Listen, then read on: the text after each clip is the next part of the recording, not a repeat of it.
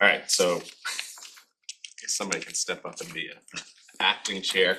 But the first agenda item is to elect a chair and vice chair to manage the meetings and the agendas. I'll turn it over to maybe the select board to start, just in terms of getting the ball rolling, to get the conversation started anyway. I'll step in. Okay. All right. Winston's giving me his look. Thanks for joining today. This is very exciting to have so many folks around the table who've contributed so much to the town and have so much knowledge about where our money comes from and where our money goes. And Nick gave us all the written charge and details of the committee, but just as a high-level snapshot, the intention behind the committee and what the select board voted to put together in this charge was really a team of folks to have a long-range view of the town's finances and to be able to convene and discuss big ticket topics and putting them in context of the town's broader financial picture. The way that our town government works and many town governments statewide work, we have a lot of various committees that are relatively autonomous from one another. So sometimes that can make alignment tricky. And our hope here is to have a regular dialogue and conversation about what we're all working on in ways that we can collaborate to have a more sustainable picture and future. We've had a lot of conversations over the past several years about items in town that have been pretty contentious. And our hope is that by having this convening and talking regularly, that we can provide some answers or work some things out that will be to the benefit of the town overall and the constituencies, you know, to have a bigger picture, to have sort of a clear voice of diverse representatives from various boards, various parts of town on what is happening and what these things mean. So I don't know. Winston, if you want to add anything to that. I'll add just one piece briefly. This committee is an answer to what we heard from the town regarding our override and our budget. And it's an effort to get all of our committees and boards across town talking and communicating with each other about the town finances. Also having an idea and a picture about how all of these things connect, not only for today, but also for the future in the town and our planning. So it's really a way to start a conversation, keep that conversation going, and also having more eyes and input so that there are no surprises, that there's nothing unexpected and something in the story that we can say to the town about that we are looking at our finances, we are aware of where things are going, and that all of our committees are really rowing in the same direction for the benefit and in the interest of the town. This also, I know we'll talk about this a little bit in the charge after our elections, but this is also said that this committee may not exist in perpetuity. It may be something that only goes for a year or two or three, but the idea is to get us all coordinated and connected. And if there's a time when this committee is no longer needed, then we'll disband. But until that time, I hope that we are all working and putting our best foot forward here. So with that, I would like to put forth the election of Megan Hegarty, or nominate her for chair. Megan. Oh, you have to explain it. I'll just add, Megan is obviously my co-member on the board. She's also CEO of MassDOT, for anyone who does not know, and has a long career in municipal finance. So I think she would be a great person to lead this committee for the first time. And we have a second. So Nick, do we go through a vote? It's a roll call? Or are there more nominations? One at a time. Roll call. Doesn't sound like there are any other nominations, so I think you can just lead the committee through the vote and then Megan can take it from there. All right, Joanna. I'm I'm just here You gotta do it, you visiting. gotta do a vote, all in favor. Yeah. One question, are we supposed to be sworn in first? Did you I guys get? spoke to the town clerk, and because you're all sworn into your main committees, the only person who needed to get sworn in was Mr. Walker, who Okay. has. So she's all set and everybody's good to go. Thank you for the question. As a side note, does that apply to all other committees too? Cause that's If not my you're, understanding. her approach is if you're assigned by your board to serve on a committee, then your original swearing in for your board carries forward to those additional subcommittee appointments. Alright, so all in favor? Alright. Aye. All opposed or abstained? Alright, Congratulations. congratulations. All right. All right, so next we'll move on to the item of nomination and election for the vice chair. Is there anyone who would like to make a nomination for the vice chair of the committee? I mean, I'd like Leroy. But I don't know if Leroy would like it. Leroy is just such Second.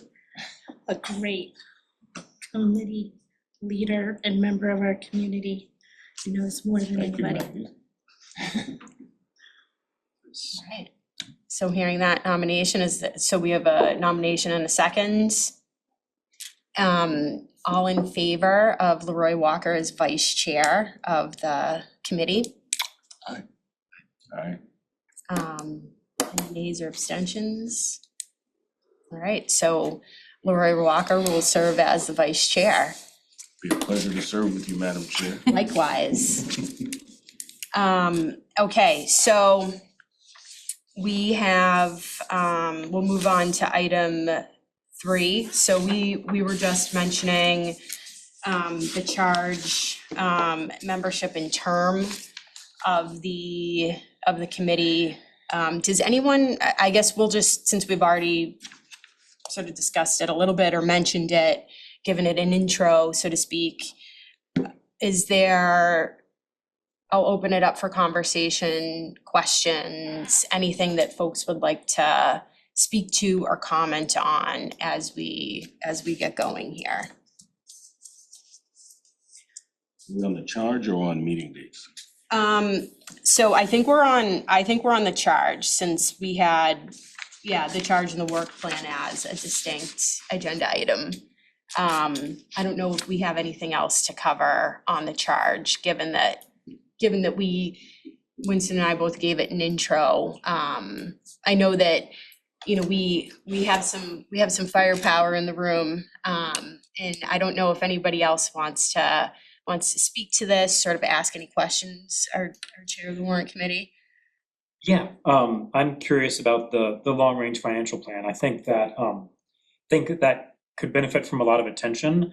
I don't know if it's this group that's gonna take sort of ownership of the long-range financial plan and examining it, setting policies.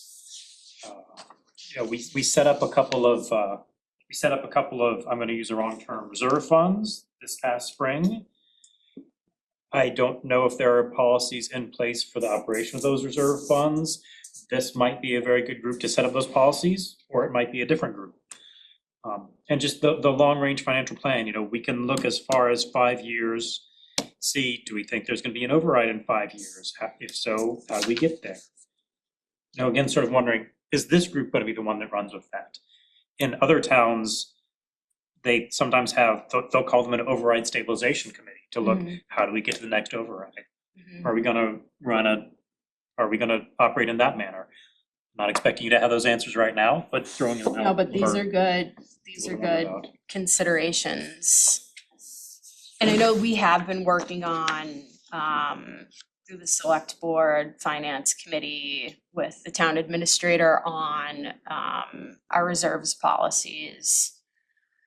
Maybe we can bring that as an agenda item to this committee. We can show what we've started to work on. Okay. I have a question. So originally I thought the selectmen had a member who was on the finance subcommittee with the school committee. So is that no longer, is that committee no longer active? So we have a select board finance subcommittee, but I think with the resignation of member Cohen, I think did we reappoint someone to that, or were we waiting for the special? What I think Maggie's referring to. Oh, okay. Last year, John attended most, if not all, of the school committee finance subcommittee meetings, and that was, the practice had been that the select board finance and the school committee finance would meet every once in a while. John was then participating kind of on a more regular basis. That's just how it worked last year. It wasn't that there was a member of the select board appointed onto that committee. There were two distinct committees, but John was attending most, if not all. So wasn't Erin, didn't she attend them and then she stopped going? No, There was the select board finance committee that was was this- John and Aaron together. Oh, okay. And I think some of the purpose of this committee rather, was to just get them all together in a room rather than necessarily having Megan or Winston go to all of the school committee finance subcommittee meetings. But they may still, I don't know what their plans are, but that's. So that's not going to happen, that That's not- hasn't yet to be determined. Yeah. I think we wanted to figure out the alignment here. That's still very much in the cards. I'm usually not one for more committees. I think we have 90 committees in town. And a lot of the committee, I've been vocal about this before, and the committees are appointed committees. And a lot of stuff happens at committees that the general public doesn't really know about. So,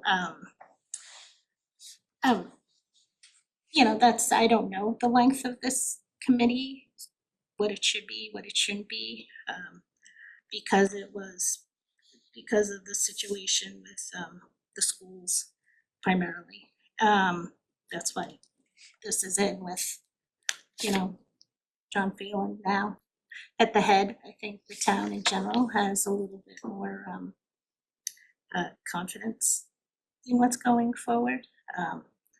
So I don't know, I don't have an opinion on the length of the committee, but I'm just always not a fan of more committees. Generally speaking. So to go back to the question that Jay raised, I think with regard to long-range planning, which I think is essential both to ensure future financial success, but also to educate the public about the town's finances. It seems to me that this composition of this group is perfect for at least managing that process and that document for the time being. So I would suggest that creating a long-range plan and vetting that with town meeting and so on would be a perfect part of the charge for this committee. I agree. We have everyone here who you would put on such a committee, so it seems to me it's the timing is great, and I think it's essential to help people understand what's coming in the future so that they're not surprised and you can build the support that you need over time.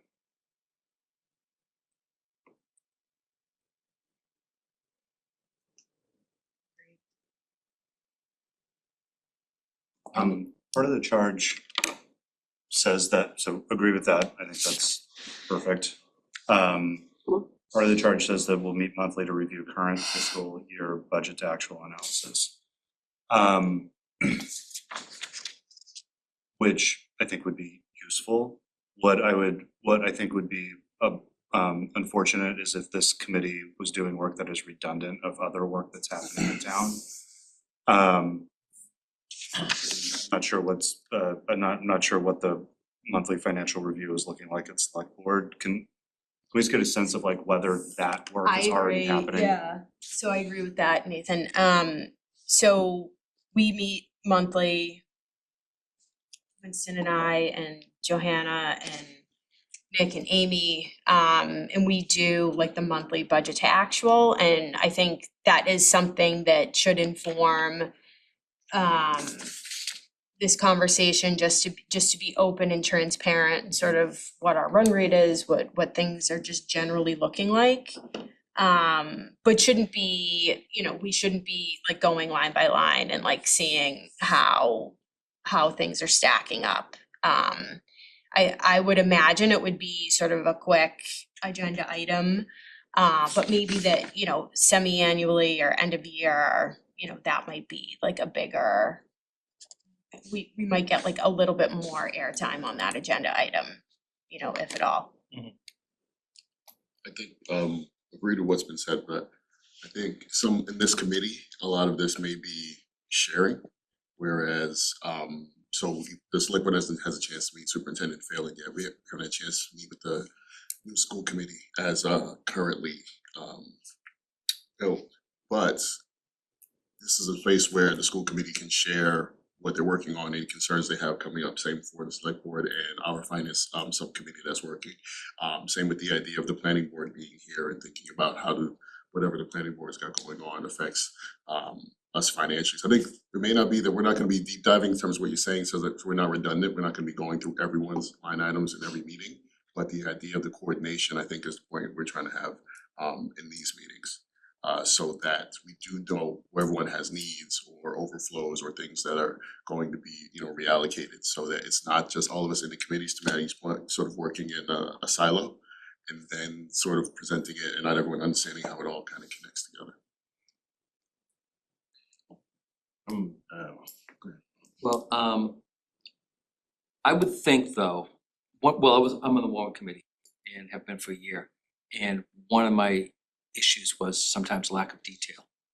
And I would think that we should be able to get like some type of access to the detail. Like, and I'm not saying maybe we don't need to like line by line, but like if you can have it and see it, instead of like a PowerPoint presentation, where you can actually see like what the history was, what the budget was, what the actual is. Like, I think we should have at least be able to look at that Yeah. and have access to that. Yeah, I don't know if that's, yeah, and I think there, I agree with you. Yeah, like if you want to see it, you can raise it here. We might not do a deep dive in the meeting, but like this would definitely be like if the warrant committee is like, we're dealing with these issues and we need more access and more granularity on this. Right.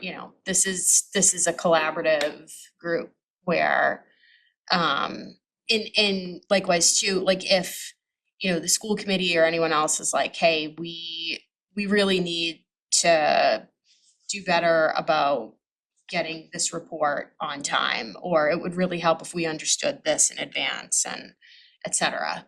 I think we very much want to pursue things in that manner. all right, good, as long as we get to see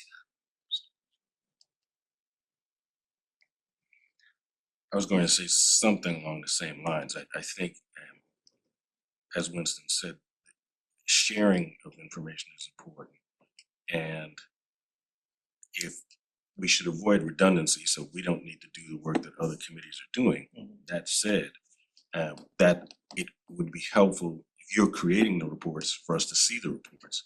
And the way, as you know, the way that you manage budget to actual is you do look at every line item and you look for exceptions. Okay, we're 33% off, why is that? We're only 1 quarter into the year, and so on. So I think if that work is being done and those reports are being generated, Amy might share those, Katie from the school committee might share those, but I think it's important for us to see the information, because the school department budget is the most complicated budget in town, followed by public works, which has enterprise funds, which are also kind of complicated. So I think it's important to understand the detail, so that makes it easier to see if there's an issue or a problem, but you have to understand the detail first. So we heard a member of the warrant committee support that. We heard a member of the select board support that.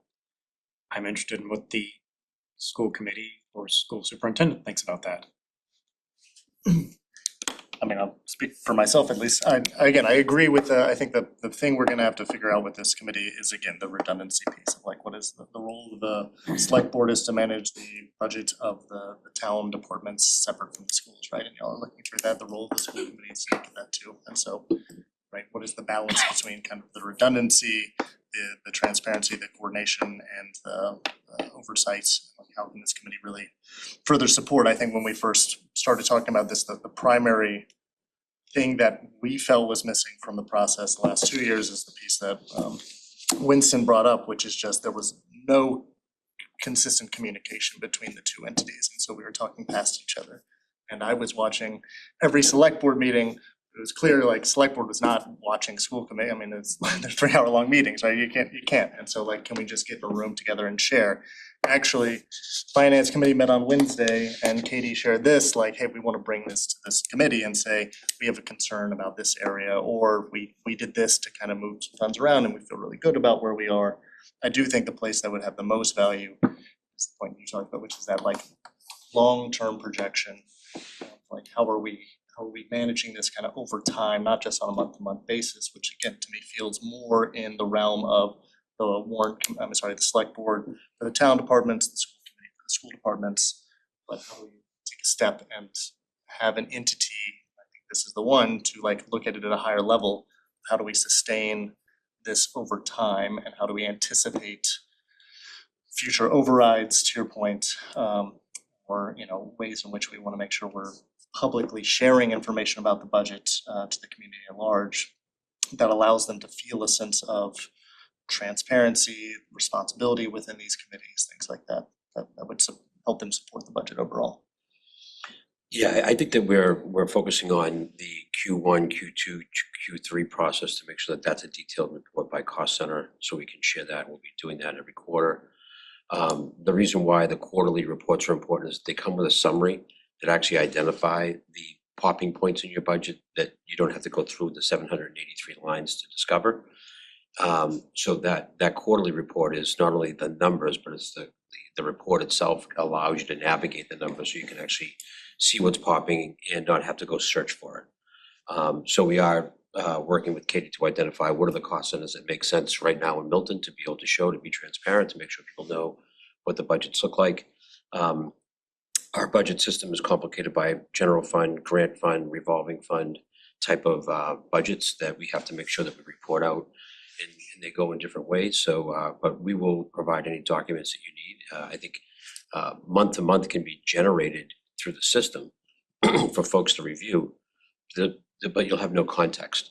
Do you know what I mean? So it's hard to look at it and say, wow, if you pulled it in July, there'd be no payroll started yet because all the teachers start in September. If you look at revolving accounts and you see a whole lot of money in the sports revolving account, the athletic directors, because we collected all the fees, but they haven't started to spend the money yet. So there's nuance, and I think people know that those budgeting challenges in the schools from being on committees already, but those are important nuances to point out. So we would rely on the quarterly reports to kind of fulfill that detail piece of the work that seems to be in the charge.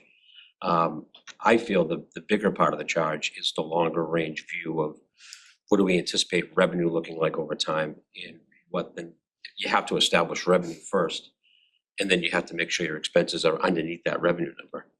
And I think that's the key big picture question that I think that I would find value in as a taxpayer and as the interim superintendent, because we really do have an amount of money that we have to be accountable to every year. And we have to make sure that we're anticipating the revenue through the different sources that the town gets it, and adjusting our budget and prioritizing at least the school budget in a way that serves our students, but also is in line with the amount of revenue that we have available. So I think the long range plan of this is a really big part of what can make a difference for the town. I can just add to that. I think I agree with comments in terms of looking at a report without context, and then if this committee is then bogged down in trying to understand why the DPW line is a little high, I think we're mismanaging our time a little bit, and we can respond to questions and certainly address that, and we can produce reports out of the system on a monthly basis. I think going back again several months to when this John Cohane really was the one pushing for this kind of a committee in the first place.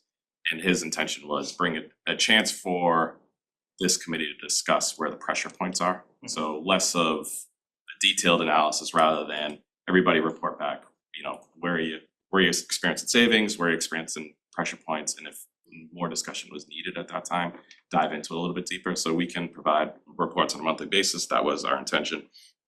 And then I think giving at each meeting, perhaps the schools in the town a few minutes to report on where things are trending, good, bad, or otherwise, I think is what the concept was and how the committee wants to take it, we're open to, but I think I just wanted to give a little bit of kind of background context to that. Yeah, and you know, I agree with that as well, and you know, my opinion, my observation, you know, prior to running for select board and you know, watching some of the budget conversations of the past couple years, I think we have so many folks in town who are very good at watching the budget and watching certain details, right?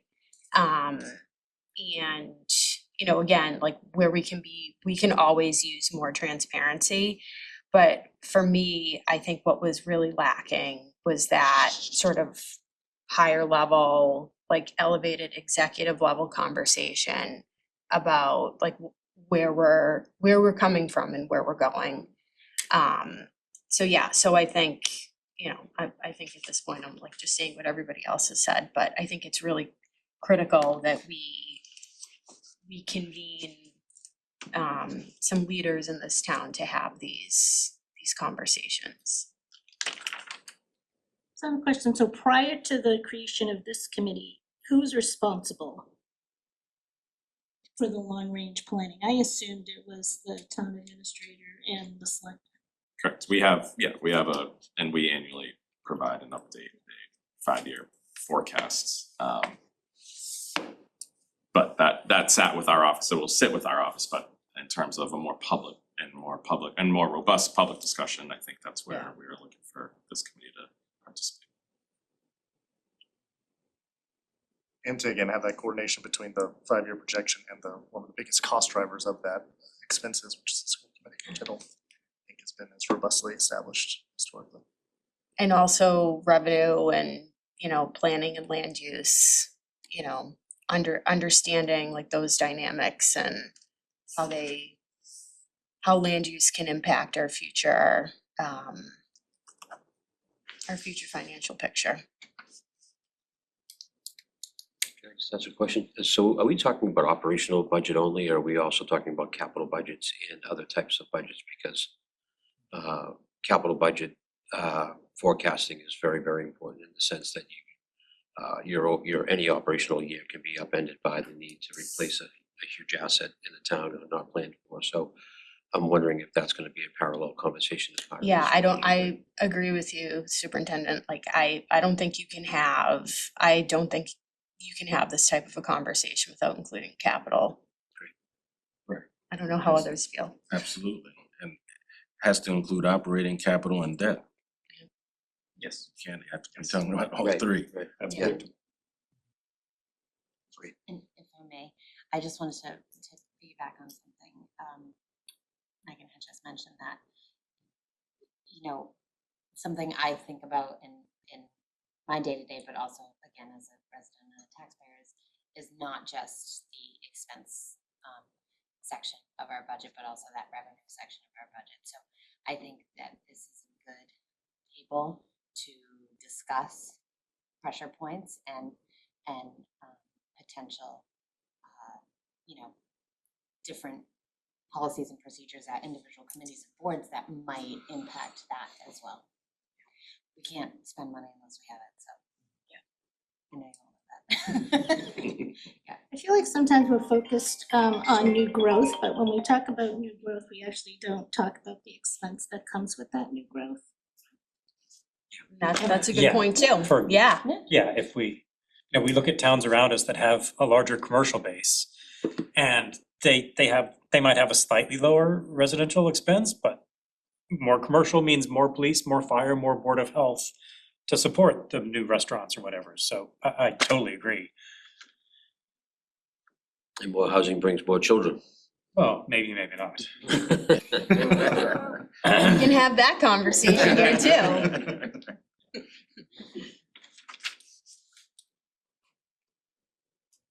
Okay. Again, one quick thought here. Sounds like we're all, getting clear on what the purpose is and all the upside. I think one downside to having this committee is that, so without this committee, many of the things we'd be discussing here would happen at like big milestone moments throughout the year at our major public boards that more people are likely to be plugged into. And instead, well, not necessarily instead, but as an alternative, we're gonna be having a lot of those discussions here so that when we get to major decisions throughout the year, we're not asking each other those questions in the moment, finding out problems in the moment, right? We're solving them as we go. And so just to use a comparison to get to my point, on school committee, we have a practice of, at our finance committee, the rest of the school committee is welcome to attend and frequently does. And I have noticed that when the full school committee is in attendance at the finance subcommittee, when then Mark does the report out at the full committee, there's less discussion because everyone was there. So you're not like asking clarifying questions because you already know the answer, you were there, which means that the public is less aware of what happened in that meeting if they didn't actually watch the finance subcommittee meeting. Interesting. So I think there is a risk that the public could somehow end up less informed on some issues because we're having the robust discussion here in a meeting that probably very few people are watching. And may not have that same level of discussion in the meetings that the public is actually watching. I think we should just keep an eye on that. And this is my first time, this is my first rodeo here, so there's a chance that like I don't totally know what I'm talking about here, but I think it is something to pay attention to and maybe listen to what people are telling us. Yeah, well, it's all our first rodeo, Yeah. right? So that was my concern, like I share that concern, because that was my concern about all these committees. So we all have, we have the master plan implementation committee, and a lot of decisions are getting made at that committee where the general public has no idea. Fortunately, the planning board gets a pretty high rating on our meeting nights, but MPIC doesn't get a high rating, Affordable Housing Trust doesn't get, even Conservation Commission, not a lot of people are aware of a lot of things. Things, buildings like 40B on Randolph Ave, which is so impactful now. That discussion has been going on for nearly 15 years and everybody's shocked. Oh my God, where did this building come from? When did this happen? Who approved it? And they just don't see it until it's actually being constructed and it's too late. So that's my fear about all these committees. Nobody is aware of them. And then it puts more pressure on us as committee members. Now I have to watch MPIC. Now I have to watch Affordable. Now I have to watch all these other things that is very time consuming. And I don't think it's a reason not to do this. I'm fully supportive of this. I think it's just a risk to be mitigated. But I think it brings up the question that I kind of asked at the beginning, which is, are we posting these meetings? Are we recording these and posting these for public access or not? We made the decision at the school finance committee to record and post those, and I think the reception of that has been positive. Not sure what the rest of the committee members here think about it. Maybe we are conscious about how we publicize and notify folks in town of what we're doing, what we're up to, purpose, et cetera. Yeah, from the school committee side, we plan on having, anytime we meet, we'll include that on the agenda and provide an update on what was broadly Mentioned discussed here. at this meeting. Okay. Like any of our other committees. And it's on the select board agenda for a report on Tuesday night as well. So, Yeah, I think there's, Nathan's here, there's also the other side of that, where this committee can be of an amplifier for things that are happening. Mm.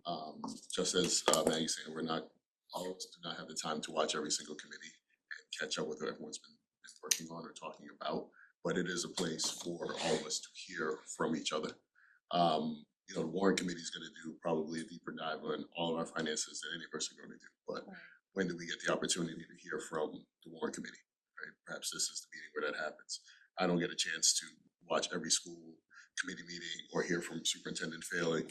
I know, I miss you too, Martin. But this is the place where we can bring up some of those issues, right? And maybe for the school committee, I'm gonna sound just as like any other citizen in town. I'm gonna have some of those questions. So we get to play the role of a citizen that has not watched every meeting. We get to ask more questions openly. We can post the meetings if we choose to. So if we are concerned about this being a place where we're actually kind of tamping down the conversation, then we can make sure that we as the members, that this is a place where more information is shared, not kept from. And we have, like most other committees, like we've got a page on the town website where like any presentations, any material, et cetera, that we're producing is publicly accessible and available, correct? I'm sorry, I'm distracted. That's okay. So Spotted an issue I'm in the asking, do we office. get the same like Yes. like There webpage, is. landing page There is a type? Yeah, webpage out there. Yeah, we already set it up, Yeah. the charge is up there, cool. meeting minutes and agendas will be posted there, and then we can certainly Any record other and post. slide decks, Correct. et cetera? Yeah. Okay. And if we wanted to sort of publish what our plan for the year Correct. looks like, how we wanna set out this work, we can do that. And I think the other and the future meeting and agendas and ideas is, you know, is there an interest in saying, we'll take this conversation at this committee and get the school committee, warrant committee, select board in a group for a meeting in October, November to say, here's what fiscal 27 looks like, here's what the long range forecast looks like. So we're getting that out into a broader group with all the people sitting around the table. I know logistically managing that in terms of running a meeting might be a little challenging, but I think it might be a good opportunity. I think it's Yeah. something Jay's talked about before. It's something other communities do where they have those three boards get together a couple of times a year. So it's a way of taking this work and bringing it to that bigger audience in a much more public setting, so. Yeah.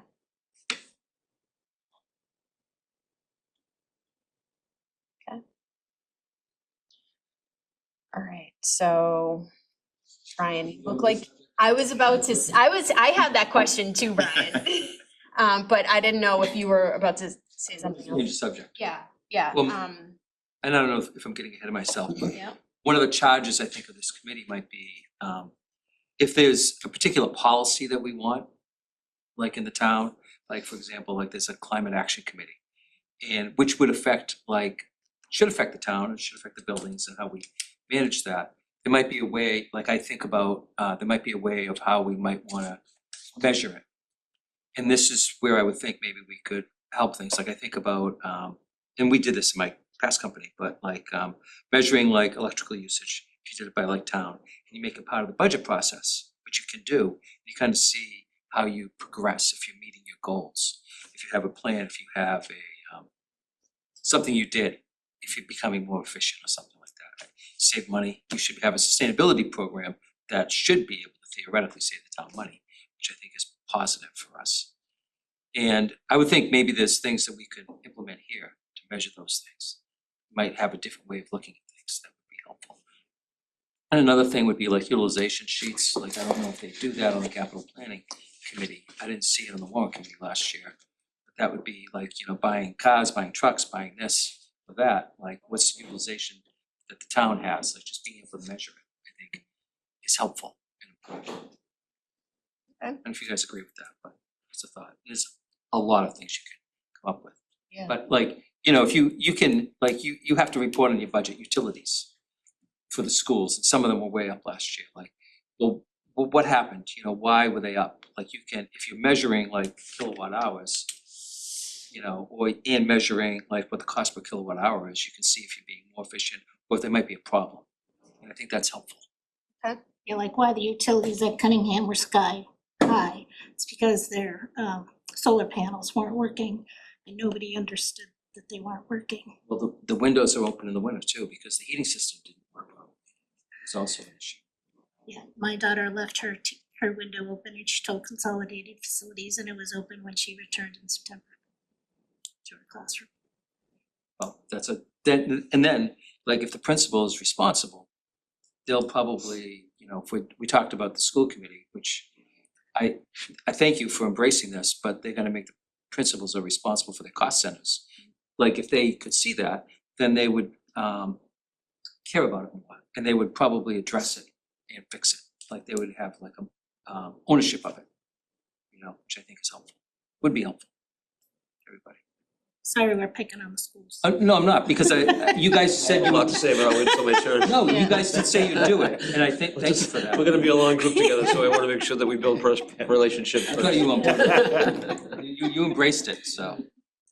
So, It's a good so yeah, so well, I think that that's an interesting idea to consider, as we move forward. I think what's not in the charge, and hearing what Brian is saying is, we do not have in the charge that this group can make recommendations. Yeah, And perhaps that's what we're saying is, I think we talked about this a bit at the select board too, is as we go through this, if we're having all of these subgroups and groups together, how do we make the recommendations? If we find things as we have this conversation and say, here's an idea we've discussed and this can streamline, or this is a way to share, or here's some things we find to be redundant. How do we go about making that recommendation from this group? And I don't know if we want to rewrite the charge or if it's just sort of understood that this group has the ability, or should we have the ability to make recommendations about changes or updates to our finances or process. I mean, I would assume that within the conversation, right, like if we're talking and again, I don't know, Cunningham Utilities Super Island comes up as a thing and there's recommendation of like, you know, hey, a solar issue was an issue a couple of years, like, I don't know. I feel like that informally using the expertise within this room would come up to say like, hey, it'd be kind of helpful if we did this, or have y'all thought about this? And then, in my opinion, that then goes back to the board that is tasked within the town's bylaws to like enact that or not. I think one of the concerns we had from other school committee members is just, you know, is this a committee that kind of supersedes the work of the finance committee in some way for the schools, or takes that away from the rest of the school committee? And I think what we try to be very clear about is like, no, this Yeah, board no. cannot make policy. It cannot, you know, it's not kind of enacting anything. It's a communication tool to share. And obviously if good ideas come out of this, and then we're like, oh, that's a great idea. John, we'll talk to Katie about that. Maybe we can do that next time we report, whatever it might be. I would think that'd be more of like an informal process. but I think if we, and I don't wanna, we have 15 minutes left.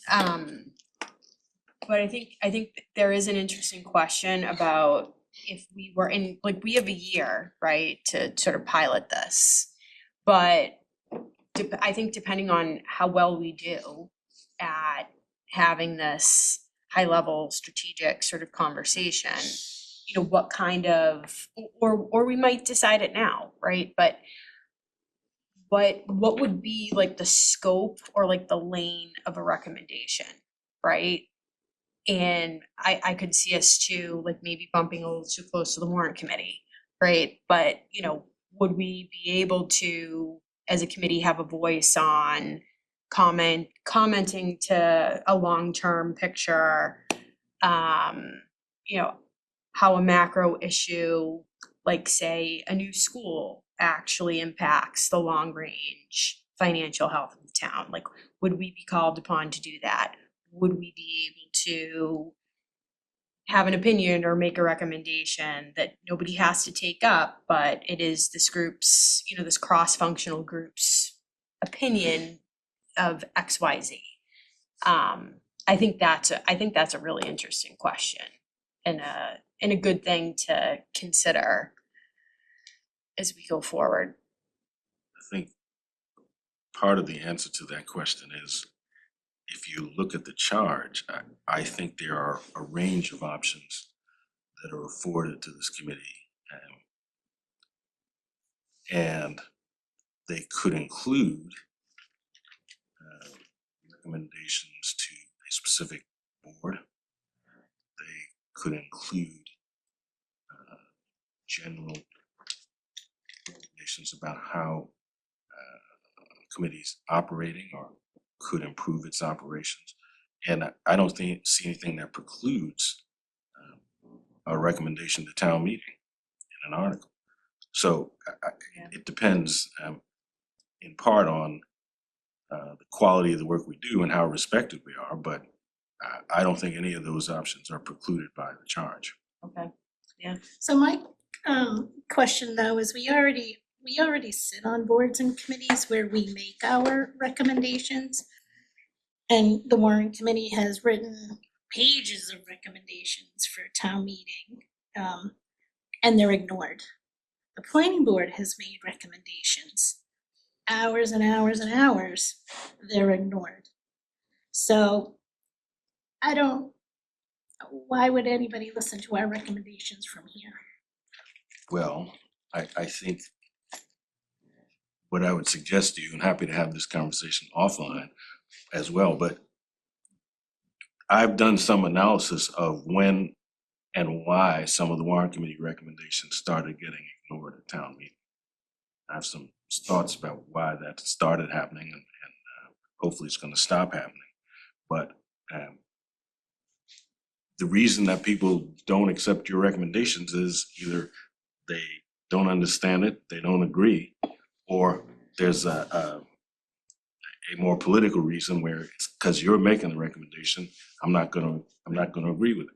But I'm not daunted by that at all. I think, as I said, it's the quality of the work that we do and how we educate people. And I think I'm still of the belief that most people are reasonable and are open to a reasonable argument and discussion. And if you make that, you can persuade them. So I would say I'm not worried about whether our recommendations will be ignored, because we should put the time in and the building the groundwork to make sure that when we speak, people listen. But that's gonna be based on the quality of the work that we do. I just wanna say, I think the warrant committee would probably welcome any input. My suspicion, right, Jay? Would you agree with that? I mean, as a general statement, yes, but also Ms. Haggerty said, we don't want to encroach on the warrant committee's purview. And I resisted from saying hallelujah. I also want to make sure that, the warrant committee keeps its job and this Yeah. group helps the warrant committee. Yep. I think that's just gonna be a tension with this group, is how are we stepping over into the bounds of the warrant committee, or again, the select board or school committee, or the town administrator, like what the town administrator does at the lead. Or it may ease some tensions if the select board finance committee was doing things that the warrant committee thinks are our job. Well, here we can come together and pull in the same direction. So that may ease tensions. so I think we're ready to go to item number 4, which is future meeting dates and agenda items. So we got everybody together for Friday 8 AM. How does this feel? What is this, this is the first Friday? Do folks like this time, or? I mean, Fridays aren't the best for me. If we do Friday morning, like 7 o'clock, like I open at 9. So Friday mornings at 8 is not the best. Well, yeah, I mean, it's a constant question of, am I taking time away from my boss or am I taking time away from my family? So daytime or nighttime?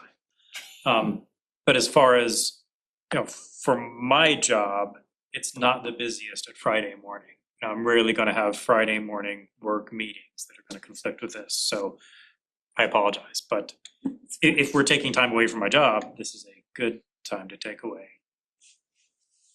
Or, maybe that's the first question, daytime or nighttime? Just share mine, this time generally works really well for me, for similar reasons. I would think most people here have a job. I'm flexible, I don't, but you know, I would think 7 AM, I don't care, it doesn't matter to me. So, but most people would probably rather do it at 7, I would think, just so they can go to their job. Am I wrong? No. Okay. So school drop off, school drop off So no. is, Kids. yeah. Just kids, unless the town can provide daycare. Okay, never mind, withdrawn. Ryan too. Appreciate the thought, but Okay. I could consider We'll run it 7:30. out there. Yeah, I could do Or a different day that's not Friday, 7:30. Monday, Tuesday, Wednesday. Doesn't matter. Let's try, And in hybrid, yeah. So let's try 7:30 on Friday. It'd be October 3rd. 7:30 workable for people with Yeah. kids? Right before school, so. 7:30 is better than 7, Not as good as 8. not as good as 8. 8's a sweet spot. Can we do 8? But if we do hybrid, can Maggie be there for? Does I hybrid work prefer, for I you? mean, that's good, but I prefer coming in person, so. We like having you in person too. Things get maybe. lost in hybrid. Yeah. But I appreciate that, but yeah. Let's try 7:30. If 7:30 doesn't work next month, then we'll find a different solution. Okay, and for next month, how about we start to take a look at the current forecast? We can also discuss this offline too, but maybe think about cracking open the 5-year forecast and starting there. I totally agree. I think the 5-year forecast is intertwined with the new reserve fund we set up with the with override and how that's going to be used. So chicken and the egg, do we figure out how that's gonna be used first?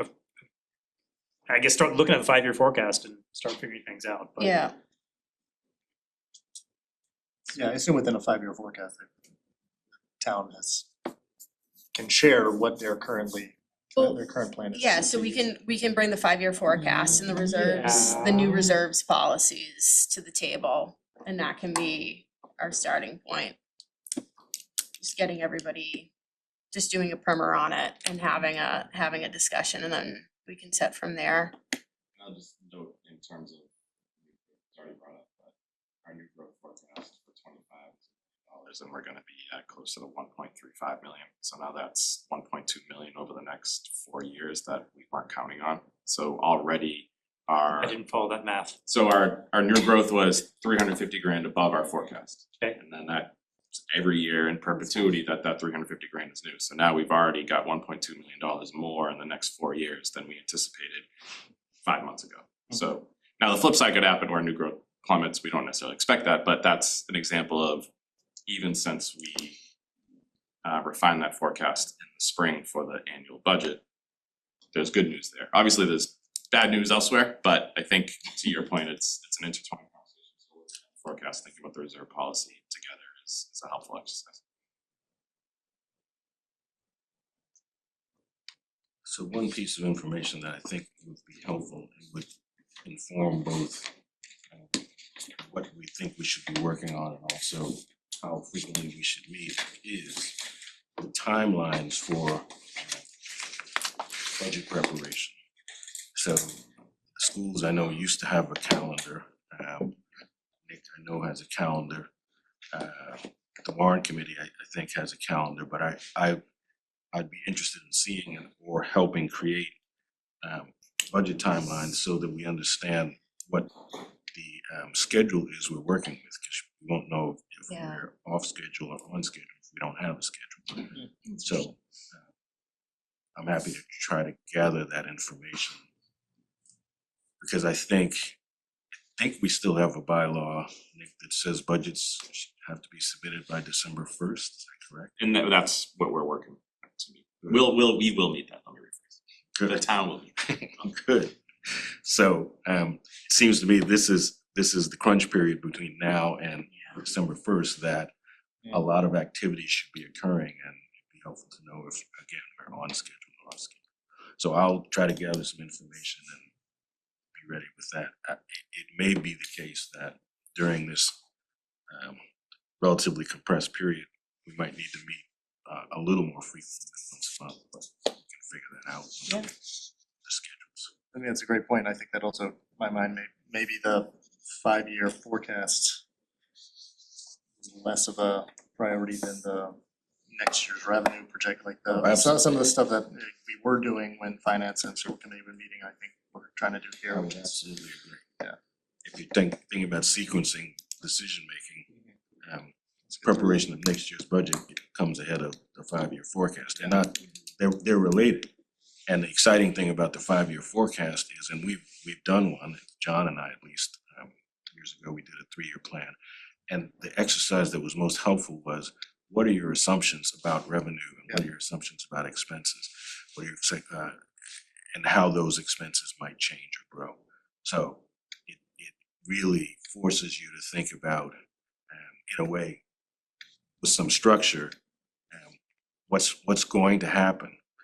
And that helps to inform people about, so we've done a pretty thorough analysis, and what our conclusion is that at this year, 2 years, 3 years, 5 years, we're gonna need another override.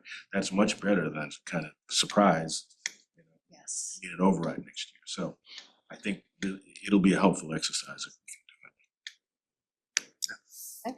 And again, if I may, there's a couple things that were on this agenda that I'm curious if this committee is curious about, right? So the FY25 year end closeout, where we are for FY26, and then thinking about FY27 too, right? So if you wanna delve into specific years, like that, I think that will help. Speaking for Amy on her behalf here, she has to Sure. run, but that would help like inform some prep Yeah. and materials that we could Yeah. get this committee in advance of that. So so I think that would be helpful, right? Like, so we know what. And I have time, so if folks wanna stay and go through those quickly, just as a brief update, we can do that, or we can call the meeting and we can report on the next meeting. Yeah, how about, I mean, I have some time, for us to go through those, but maybe we can call it we'll call the meeting now. Will that still be an open meeting if a bunch of us are Yeah, sitting around that's chatting true. about? Yeah, It's gonna be less than a quorum.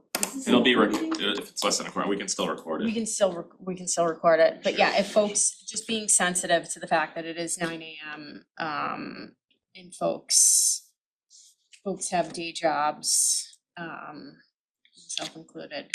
But I would like to hear really quickly the updates on that, but if there are any materials for folks to be able to read, this may also be a reason to start the meeting earlier than 8. Since we have such good An dialogue. hour goes by very quickly. It does.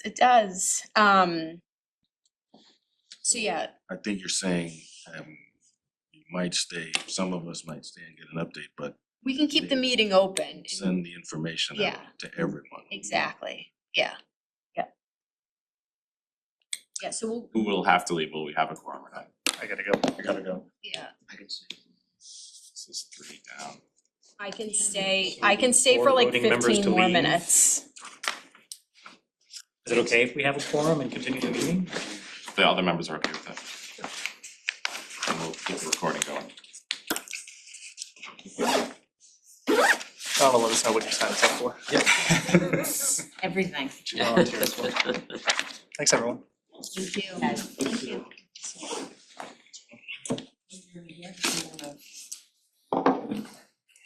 I failed to print this, so I just have it on.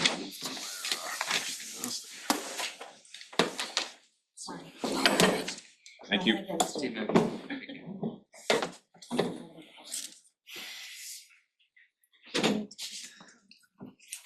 Take another copy, you got it, I'm on it.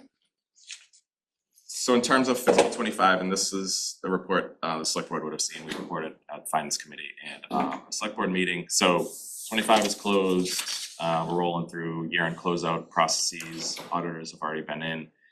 and working towards certifying free cash over the next several weeks. Right now, you're looking at where our revenue came in over against budget, so the revised budget and the first budget, they're the same amount, but property taxes in excess of expectation. I'll just flag a couple of high points. Motor vehicle excise, nearly 900 grand over budget. Penalties and interest, about almost $600,000 over budget. That's largely due to some pressure on the collections front from the treasurer's office. That is just targeting some kind of longer term delinquent taxpayers. Building permits, we had a couple of larger projects permitted last year, but permits have stayed steady and active and busy. That department remains very busy. And then lastly, investment income, interest income, which is, due to the money management of the treasurer, fortunate times in terms of where interest rates are. But at the bottom line is we're 3.685 million over budget. So as you think about how does free cash get calculated, this is one of the building blocks of that, which is where did our revenue compare against our budget? So on the good side is it's high, we're over budget. Obviously that interest income, there's certainly an amount that we should be able to count on year over year, but it's not going to be $1.4 million year over year. So as we think about our budget forecast and revenue forecast for 27 and beyond, keeping that in mind, and then just the broader macroeconomic conditions that, if building permits slow down, new growth will slow down, and that kind of cascading effect. If folks are buying fewer new cars, we'll see those. So there's certainly good news this year. We'll continue to monitor and report back as we progress through fiscal 26. Can I ask a question? Sure. Or maybe a point, but like, if it's like there's some big variances to the budget and you're explaining it, thank you, but if you could see the history, like what was it last year? Yeah, Was we the have, I budget off? can distribute that If it report. was part of this, it would be, we could tell you if something was wacky or. And we're purposely conservative. We're trying to not raise these local receipts, because if we get used to local receipts being high, when they drop now, whereas operating budgets will have to drop it as well. So we try to keep it conservative. So our forecasts are conservative. Like interest income, we're never going to increase that to $1 million. It's always going to be low. But we'll get that history. We have a report that shows it all. And I'm just gonna hop on that, what Nick mentioned is like tax liens. Like to Right. the extent that we're collecting those right now, that's a one-time situation right now that's in the tax. What They- way is it? The outstanding taxes that are owed on. And that's not normal. Each year you collect. No, well, it hasn't been historically, but once it's collected, it's not collectible next year again, Yeah. right? So we wanna make sure that we're not budgeting for that. Right, Year over okay, year, like yeah. that would tell me that, I'd say, oh, Yeah. you forgot to budget for that, like. you Well, really that's did. like, call it, somebody's behind on their taxes for 10 years and we catch them up and that's in that number, now they're current. Nice, gotcha. Yeah. Okay, that's good to know, thank you. So we earned $200,000 because they caught up, but for the next 10 years, they're gonna pay us 10 grand a year. So Yeah. it's and then just transitioning to expenditures. I won't go through these in detail, but I'll distribute this report so folks can see it. At the end of the day, I'll just scroll down to the bottom. We had turnbacks of about $1 million across all the departments. That is largely due to a couple of larger departments having some vacancies, police in Good particular. direction or the bad direction? $1 million underspent, so Okay. good direction. So again, the building blocks for free cash, $3.6 million over budget as a positive, and $1 million under budget. So that building block is about that $4.6 million range. Don't say we're gonna have that free cash, we won't, It's not but finalized. it's kind of the foundation that we're building upon. In the spring, we put a freeze on purchasing, and we put a PO freeze in place just as the schools did, as the schools were facing their budgetary issues that we were working through. We had the same, we had a huge snow and ice year, $811,000 snow and ice budget against $160,000 appropriation. So we had halted a lot of spending, which contributed to some of the turn back here. A lot of it was really just vacancies. We weren't sure where the schools would land. We weren't sure where our DPW budget would land, so we had halted some spending. So at the end of the day, again, $1 million turn back. And as we do with any kind of budget process, we'll be taking a look as we build the fiscal 27 budgets to say, all right, if you underspent, why? If you came in over budget, why? If you spent exactly your appropriation magically, how did you get there? And just to make sure we're budgeting appropriately, department heads are spending their dollars correctly. Obviously, I'd love to dig into that health insurance number, but I won't make everybody suffer through that. But I thought it was gonna be a big negative. This is our health insurance budget, which is based on premiums and charges from that we pay. The health insurance trust was a big negative. Okay. So that's, so, Okay. So Nick, did you say that doesn't become free cash? This is the starting points. Right. Yeah, I'm loath to say. Yeah, I was wondering, are you So- saying don't hold me to this, which is fine? Are you Yes. saying this is totally, there's a $3 million bad guy out there that we aren't showing you? No, right, that's. Okay, you're just saying, don't hold you to this. The building blocks are the revenue and expense and above budget and the expense turn back, which gets you to the 4.7 million round number for now. Okay. And then we'll go through the free cash certification process, and there will be deficits in various accounts that will erode that, and assumptions that DLS will make us make that will tweak that. So it's a great starting point, needless to say, in terms of. Cash certification by the end of October? We're hoping for sooner than that, but that's our target. We have a town meeting October 27th. We have a proposed appropriation out of free cash for the special election, so if we don't have free cash by then, that throws that off. So we're very much working towards that. Okay. So that's 25, and I'll distribute this, and then we can kind of dig into things if folks want to. Can I ask a question? I'm sorry to interrupt, but so we just had a $9.5 million override, right? Is that saying that we could have had like a 4.5? If Should we, have had less? yeah, if we magically known knew this. exactly what our local receipts are gonna be, sure, but then that means when investment income is not $1.4 million, but it's $300,000, now you have a $1.1 million hole you didn't have, so I wouldn't I look get at it that way. But maybe there's some, but theoretically. And motor vehicle excise, the same thing, like values of cars have been skyrocketing, but if folks stop buying cars, that's where the variability in our budget in terms of revenue is really in local receipts. Everything else is kind of set, so I am loath to be too aggressive on any of that because of the specter of getting it wrong. Also, about $1 million in free cash every year is spent on capital, which if we didn't have that free cash, we wouldn't buy capital that year, but that's. Yeah. So that's, take $1 million out of that if you're. That's extra. I don't have any presentation for 26 and 27. I'll just talk about a couple of points high level. So for 26, obviously we're gonna be watching health insurance and how those costs trend very closely. It's so early in the year, it's hard to get a good read on much. We've had a number of vacancies, still. Milton Fire is hiring 5 firefighters to fill vacancies. They won't go to the academy until December, so those positions will be open for a while. Milton Police, again, working through some vacancies and getting candidates ready into the academy and then working as officers. DPW, we have a number of vacancies, including the town engineer, which remains a pressure point in terms of operational management, but also just it's a higher salary, so that's good in the sense that we're not spending it, but bad in the sense of we need a town engineer. Nick, what did you say for police? Police, we currently have 1 candidate in the academy and 2 vacancies right now. Fire has 5 candidates lined up to go to academies this year.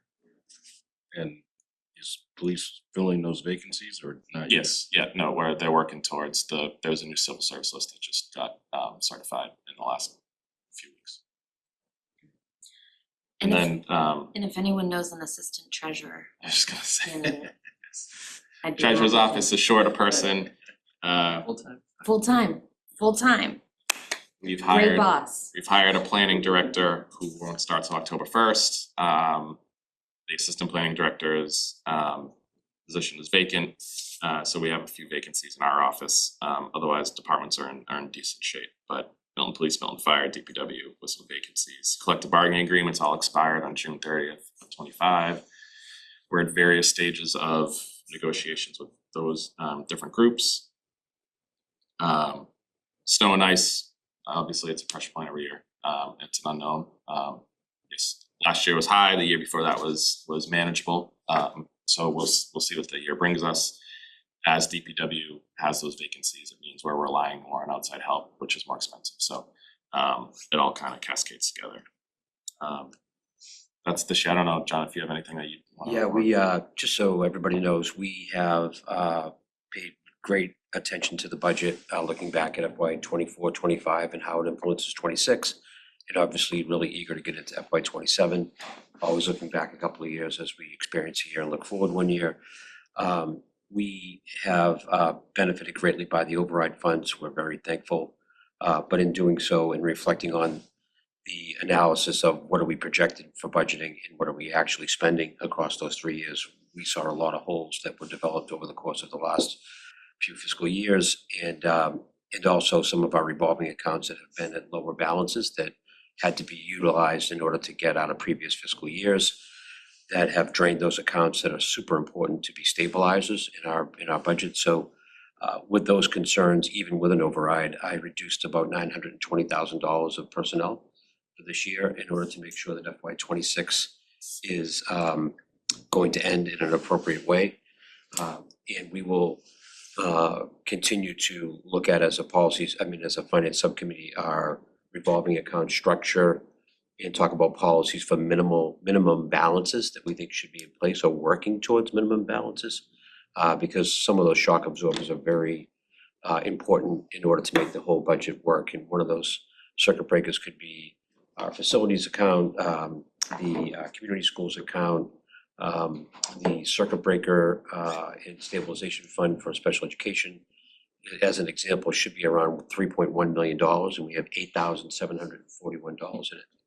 So we are absolutely on the surface, we're looking like the pond is good and the duck is just going like this, but the legs are really churning underneath it to make sure it works right. So we want to set some expectations around what those revolving accounts should have in balances, and then incrementally work there year to year. We're not going to get 3 million from anybody to make that account full and whole. But what we can do is set goals over the next 3 to 5 years to accumulate money into those accounts so the entire budget is stabilized. Because when there's any interruption in our day-to-day work with children, those revolving accounts allow that pressure to go up and down a little bit and relieve the pressure on the traditional budget, which is pretty stagnant. Expenses are pretty, we have a good handle on those. So we're in a good shape. So we'll set policy around revolving accounts. We set the year off. We examined every part of our payroll versus our staff count in every building. We had our principals sign off on every staff member in their building. And then we compared that to payroll, and we compared that to our actual budget to make sure that we were starting on the right, the first tile that we put down on the kitchen floor was straight. So the rest of the tiles will work for the rest of the year. So we think that we've set ourselves up for success this year. And we plan on having a very in-depth conversation with the budgeting process this year.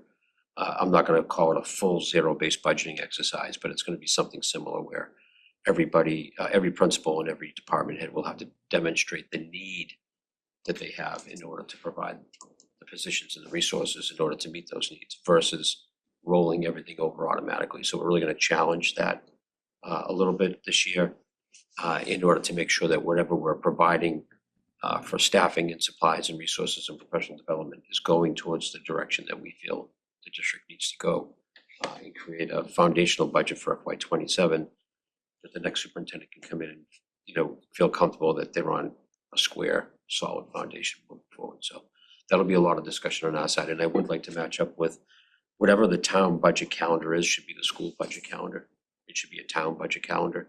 So whatever timelines that you all have, we will overlap and be parallel with, absolutely, so we can work in partnership with this budget being available for everybody in the same timeline the next budget is available. That's great news.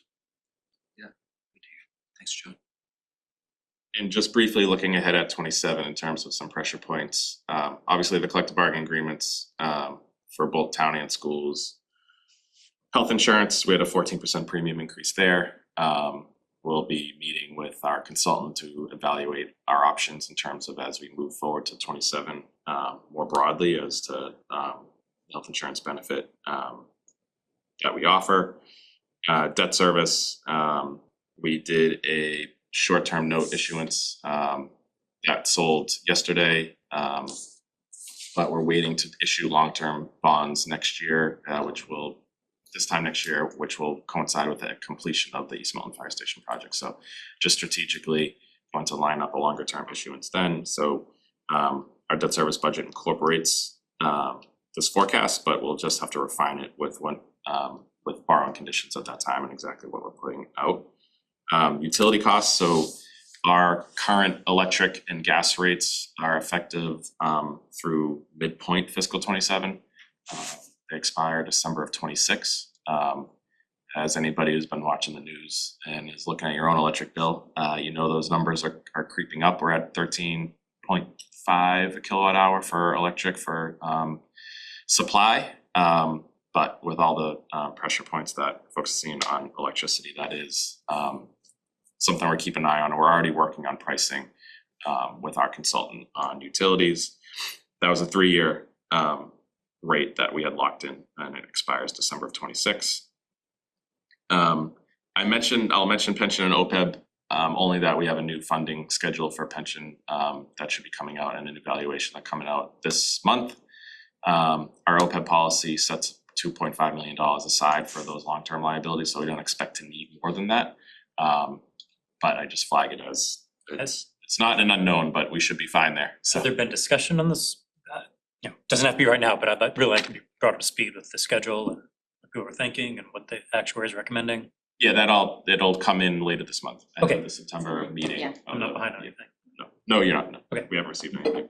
And then lastly, just in terms of large capital, I mentioned the East Milton Fire Station project, which is well underway. Cunningham Phase 1 finished this summer. Phase 2 will be next year. That's another $1.4 million-ish project. But the big, other than the school, is Atherton Street Fire Station, which our funding model doesn't quite support the way it was anticipated.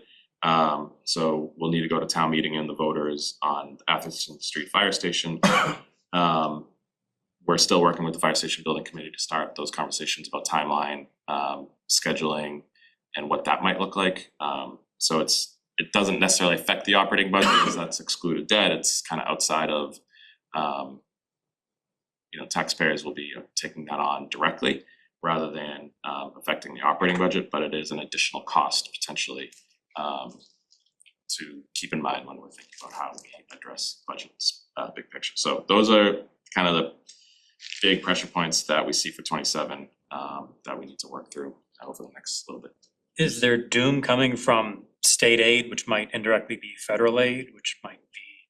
It's such an unknown. I think it's an unknown, but it's an unknown, but it's not a positive unknown. I think it's more of a concern that we need to keep watching, pay close attention how the governor's budget is going to be shaking out, and then any additional.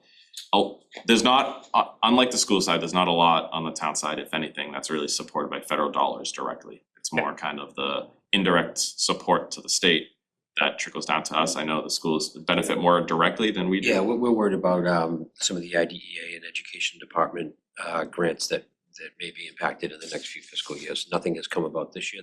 They pretty much funded, the funding was stable this year from the federal government, but the worry is moving forward that some of that might be disrupted. I just didn't know if we could already foresee, the state of Massachusetts getting cut by a huge amount, and obviously it's gonna trickle down to us. The benefit of Chapter 70 is it's a law, it requires minimum funding every year. Okay. So to cut that would be a very significant departure, and there'd be a lot more macroeconomic problems. There'd be a lot of problems at that point. I think, it's kind of the secondary effects of if there are more people without insurance, how does that affect the broader health insurance market? How does that affect our health insurance rates? So all that's intertwined, obviously, but nothing directly that we're aware of at this time. I think with that, that's all I had. Thank you very much. Thank you. So we have to move to adjourn. I think we adjourned when Megan left. The end. Meeting's adjourned. Thank you all. Judge.